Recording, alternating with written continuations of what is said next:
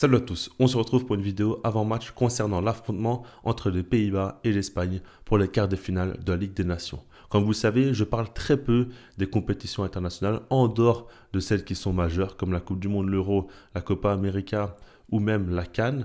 Mais ici, je trouve qu'il y a des enjeux importants qu'on pourrait sous-estimer et donc je vais y revenir par rapport à ça. Et puis, par rapport au fait aussi qu'il y a beaucoup de joueurs qui évoluent au Barça qui sont espagnols, donc on va aussi les suivre bien sûr. Maintenant, par rapport à ça, on va commencer avec un petit tour des informations. Je pense que c'est important de donner des informations parce qu'en soi, ce n'est pas vraiment une compétition qu'on suit tous. Et là, je parle de la Ligue des Nations. Comme vous le savez, c'est une compétition qui a été mise en place lors des trêves internationales. Et l'idée de la FIFA est surtout de remplacer les matchs amicaux par la Ligue des Nations pour donner plus d'enjeux à ces matchs-là et pour que plus de monde s'y intéresse, les regarde, vont au stade. Et donc, ça, c'est clairement, on va dire, une raison économique qui a motivé cela. Et les sélections, les joueurs et les coachs ne sont pas tous très heureux de ça. On l'a bien vu, beaucoup se sont exprimés à ce sujet-là. Et on comprend bien. En soi, là, aujourd'hui, on va dire qu'on est au mois de mars. Il y a des compétitions qui sont encore en cours, que ce soit en championnat avec des champions ou autres. Et les joueurs sont déjà assez fatigués, aimeraient bien avoir un petit peu de repos au lieu de devoir jouer encore avec leur pays des matchs de qualification pour la Ligue des Nations, etc. On avait vu par exemple l'Espagne remporter cette compétition et ils n'avaient pas fêté ça non plus comme l'Euro. Évidemment, vous comprenez bien que ça ne tient pas vraiment à cœur aux joueurs ou même aux supporters aussi. Je pense pas qu'il y a beaucoup de gens dans le monde qui vont fêter une Ligue des Nations. Par exemple, la France aussi l'avait remportée, mais j'ai pas vu quelque chose se passer dans les Champs-Élysées. Mais bref, vous avez compris là où je veux en venir. Maintenant, par rapport à ce match-là, ce qu'il faut dire, c'est que c'est un quart de finale. Ça va se jouer en match aller, match retour. Le premier match va se jouer aux Pays-Bas et le match retour en Espagne, donc pour se qualifier lors des demi-finales. Ce que je trouve tout de même intéressant, c'est que ça permet aux sélections de pouvoir bien se préparer avant les grandes échéances en Coupe du Monde ou Euro par exemple. Ce qu'il faut se dire, c'est que ça te permet quand même de jouer face à de grosses équipes et dans un format très proche de celui des compétitions internationales, même si ça ne se joue pas en deux matchs, mais en un match. Mais dans l'idée, vous comprenez un petit peu, ça te permet un petit peu de te tester avant les grandes échéances. Et donc, c'est l'occasion pour ces deux équipes de pouvoir se mettre en jambes et de monter en puissance petit à petit. Maintenant qu'on a dit ça, ce match-là est intéressant parce qu'il montre aussi des affrontements qu'on aime voir. Déjà, Ronald Koeman, ancien coach du FC Barcelone, qui est désormais le coach des Pays-Bas, va jouer face à l'Espagne, face à des joueurs comme Pedri, par exemple, qu'il avait lancé en pro et qu'il avait donné beaucoup de confiance. Ça, il faut le dire. Et donc, par rapport à ça, ça va être intéressant. Et puis, Frenkie de Jong, qui va jouer face à Pedri aussi. Ça, c'est vraiment quelque chose qui me plaît parce que c'est deux joueurs qui jouent l'un à côté de l'autre, qui forment un excellent duo en ce moment. Et là, ils vont s'affronter. Donc, ça va être beau à voir, évidemment. Maintenant que j'ai dit ça, on va commencer à parler du côté de l'Espagne. Ici, dans cette vidéo, je vais surtout me concentrer sur eux parce que je les suis énormément. Je connais beaucoup plus de choses sur eux que sur les Pays-Bas, évidemment, donc je vais surtout parler de ce que je connais et ce sera plus intéressant. Ce que j'aimerais dire surtout au niveau des enjeux que j'avais mentionnés au début de la vidéo, c'est que du côté de l'Espagne, c'est pas simplement un quart de finale de Ligue des Nations face aux Pays-Bas, c'est surtout l'opportunité de travailler quelques chantiers avant la Coupe du Monde 2026. Comme vous le savez, ils ont remporté l'Euro et donc ils sont vus comme les grands favoris de la Coupe du Monde, en tout cas avec l'Argentine notamment aussi. Et donc, ce qu'il faut surtout se dire, c'est que l'Espagne doit continuer à progresser, continuer évidemment à garder cette confiance, cette insouciance notamment en attaque pour pouvoir être toujours dangereux, compétitif et pouvoir viser le sacre ultime qui est la Coupe du Monde. C'est vraiment le rêve de tout joueur de football et l'Espagne en est capable. Ils peuvent le faire, donc il faudra prendre ça au sérieux. Et j'ai ciblé ici deux chantiers. Le premier, c'est la défense centrale. Ce qu'il faut se dire, c'est que Aymeric Laporte n'a pas été sélectionné, il joue désormais en Arabie Saoudite, n'est plus extrêmement compétitif et ça m'étonnerait fortement qu'il soit appelé pour la Coupe du Monde 2026. Donc Luis de la Fuente a pris un petit peu de l'avance et ne l'a pas convoqué tout de suite. Et puis, quand on regarde, le Normand était un joueur important jusqu'à présent, mais aujourd'hui, il joue à l'Atlético Madrid et on voit qu'il a très peu de temps de jeu. Il est remplaçant et donc n'a pas la même dynamique et il faudra qu'il évolue d'ici là pour pouvoir être important. Mais quand on regarde, il y a quand même des nouveaux qui sont appelés. Déjà de base, Inigo Martinez était convoqué, mais il s'est blessé lors du match face à l'Atlético Madrid, donc il a dû rentrer chez lui et donc ne va pas jouer ces matchs-là. C'est vraiment dommage parce que pour moi, il avait une place de leader à prendre dans cette défense, mais il ne pourra pas le faire.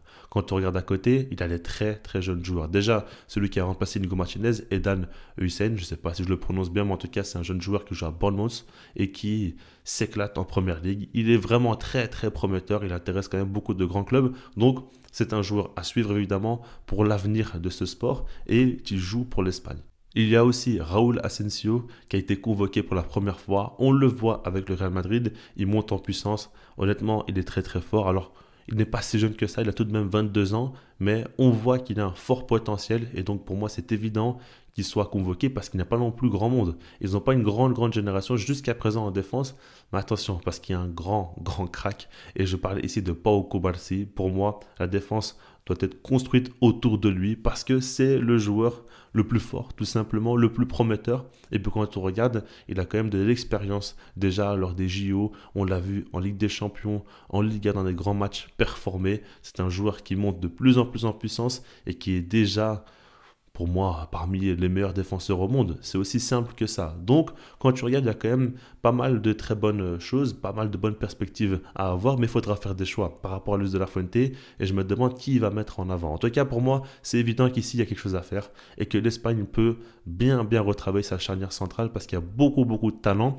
Après, généralement, ce qu'on priorise, c'est surtout la jeunesse avec l'expérience. C'est pour ça que Pau Cubarsí, Nico Martinez, pour moi, c'était le deal parfait. Ils se connaissent déjà, donc ils ont déjà le repère. Tu ne dois pas construire une nouvelle défense. Et en plus de ça, il y a un jeune joueur et un joueur plus expérimenté. Ça aurait fait le match parfait pour l'Espagne, mais malheureusement. Ce n'est pas possible, en tout cas pas pour tout de suite, parce qu'Inigo Martinez est blessé. Et donc, on va voir ce que Luis de la Fuente va nous mettre en place. Maintenant, le second chantier que j'ai choisi, en tout cas pour moi, ça me paraît assez évident, c'est par rapport au poste de numéro 9. Quand on regarde Alvaro Morata est le capitaine de la sélection, il a été très bon, il a fait un très bel Euro. Maintenant, ce n'est pas non plus un joueur qui est toujours très régulier et c'est évident que d'ici encore un an, il ne serait peut-être pas à son top. Alors peut-être qu'il va être titulaire, peut-être qu'il va encore performer et être très bon, c'est possible, mais en tout cas pour moi c'est un axe d'amélioration. Au moins avoir un joueur sur le banc qui peut entrer en cours de jeu si jamais ça ne se passe pas bien et pouvoir marquer des buts importants. Ce serait une bonne chose. Alors déjà, il y a Ferran Torres. On le voit monter en puissance avec le Barça. Déjà là encore très récemment, il a mis un doublé face à Atlético Madrid en rentrant en cours de jeu. C'est un joueur à suivre. Alors c'est pas un pur numéro 9, c'est pas un pur ailier. Il joue entre ces deux zones-là. Maintenant avec l'Espagne, je pense qu'au poste de numéro 9, ça pourrait être intéressant. Mais pour moi, ce n'est pas encore le top. Je pense que c'est un joueur qui peut vraiment faire du bien parce qu'il peut jouer autant à gauche qu'à droite que dans l'axe. Donc forcément, en tant que super sub ou même en tant que titulaire, hein, quand tu regardes Morata, pour moi, ce n'est pas non plus évident qu'il soit titulaire, donc il peut jouer un coup là-dessus. Maintenant, il y a un joueur que j'aimerais surtout cibler, c'est Samu Omorodion, l'attaquant du FC Porto, qui est très jeune. Il avait fait un tour du côté d'Alaves et désormais il joue au Portugal. Il monte en puissance. Cette saison, il a déjà marqué 20 buts, toutes compétitions confondues. Il est très jeune, j'avais fait une vidéo où je parlais de lui. Pour moi, c'est le futur de l'Espagne. Alors, est-ce qu'il sera prêt d'ici un an pour la Coupe du Monde 2026 ?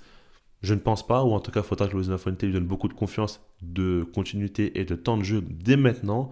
Donc il faudra tester. En tout cas, pour moi, c'est évident qu'il devra avoir un minimum de temps de jeu, rentrer en cours de jeu.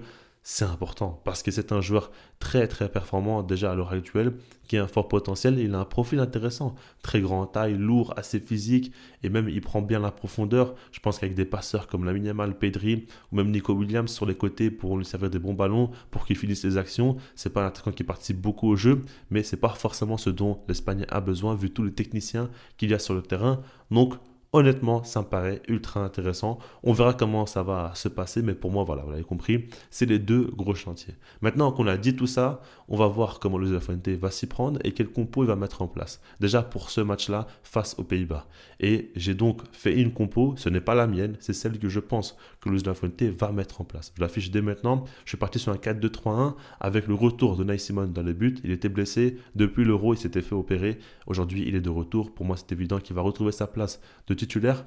En défense, j'ai fait des choix assez forts. Déjà, j'ai mis Oscar Mingueza et on sait que de base c'est Carvajal qui est titulaire. Là aujourd'hui il est blessé, donc ce n'est pas possible de le mettre en place et donc j'ai choisi ce joueur-là parce qu'il a déjà été convoqué quelques fois.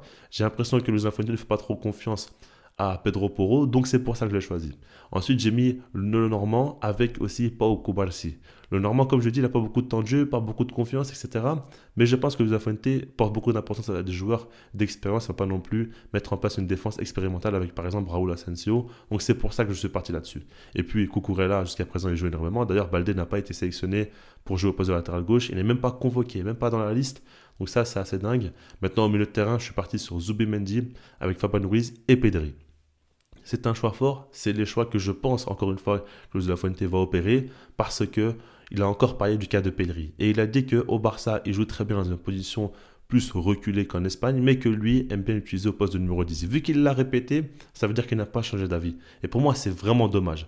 On sait tous que Pedri doit être plus bas sur le terrain, doit organiser le jeu de l'équipe. En ce moment, il est dans une forme exceptionnelle. Il faut lui donner les clés du jeu, mais je n'ai pas l'impression qu'il va le faire vu ce qu'il dit en conférence de presse. Donc c'est pour ça que je lui mets cette position. Pour moi, Pedri doit jouer aux côtés de Zubimendi et Daniel Mo doit jouer au poste de numéro 10. C'est comme ça que j'imagine la chose. Mais je ne pense pas qu'il fera ça là. En tout cas, je peux me tromper, on verra bien. Et puis pour l'attaque, Lamine Yamal, Nico et Morata. Voilà, on met l'équipe type ici. Je ne pense pas qu'il va prendre de risques. Et puis je pense que Luis Fuente va partir du principe où c'est un match aller et retour. Quand on sait que les gros clubs européens ont de fortes échéances qui vont arriver très vite, notamment en Ligue des Champions ou en championnat, il va partir du principe où il va essayer de tuer ce match-là, le match aller, pour ensuite qu'au match retour, il pourra faire un petit peu de tournée et mettre des joueurs qui sont moins importants et qui ont moins de fortes échéances qui vont arriver très rapidement.